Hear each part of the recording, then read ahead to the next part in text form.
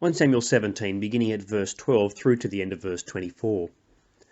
Now David was the son of an Ephrathite named Jesse, who was from Bethlehem in Judah. Jesse had 8 sons, and in Saul's time he was very old.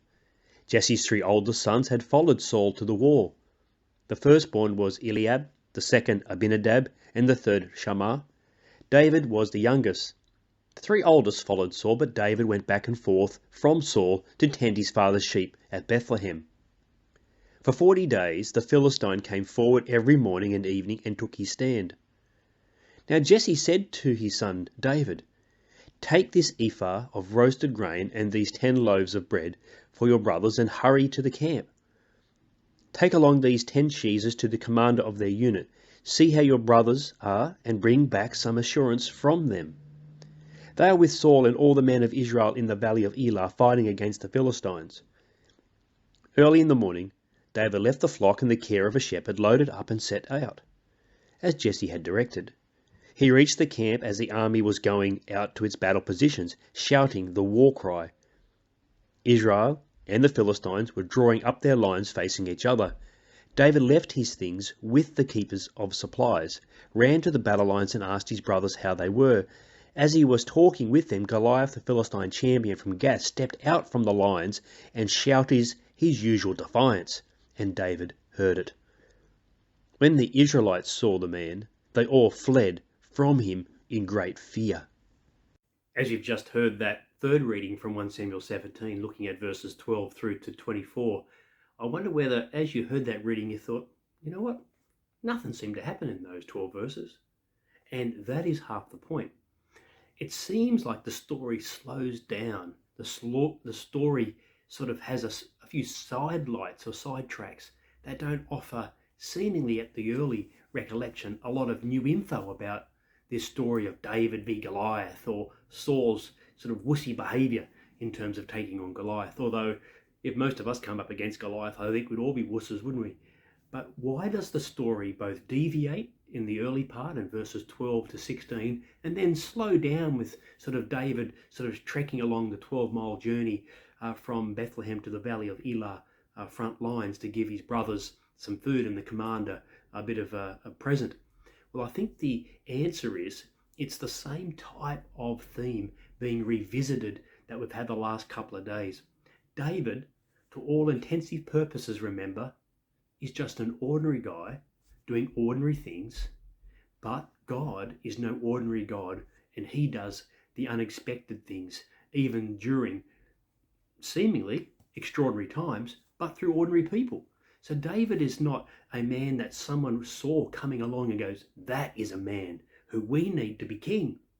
No, the words translated in here as youngest can also be considered to be something like smallest. And so the idea is that David, whilst has some physical features that describe his behaviour as impressive, bravery, for example, and strength regarding lions and those types of issues, when it comes to being on the battlefield, he couldn't cut it, either by age or by height, and he was not actually there to fight. He was there bringing errands from his dad. And so the circumstances drive home to us that God sees things through a different perspective. And his perspective isn't just drawing the logical dots. If we had the eyes of real intellect, that is, now David, if you look through a particular logical lens, he could throw a stone really fast. Therefore, he seems the logical choice to defeat Goliath. We're not supposed to see that type of understanding in our text here today. What we are supposed to see is these were ordinary times, ordinary people, ordinary wars, but an extraordinary God is going to be behind this battle between David and Goliath. In the end, it will be a battle between the God of David and between the fake gods of Goliath. Now that is emphasized so many times. The first, I think, great sign of emphasis is just the simplicity that we have in regards to what David was doing. Some of this detail need not even be in the text, so it's here to slow us down and to give us the triviality and the mundanity of David's current life. David, in verse 20, early in the morning, David left the flock, put him in the care of his shepherd, loaded up, set out as Jesse has directed. He reached the camp. All of this detail, whilst background, is really incidental. We didn't need it, but it does give us that David was just out and about doing his job, not waiting in one sense to take God's thrust into the battlefield. No, he was just doing his job. God, though, had a plan, and when God has a plan, he will direct us to his good purposes. The other thing we're meant to really hone in on in this part of the story, it is not how impressive we are to other people that counts. It is how impressive our God is through us that counts.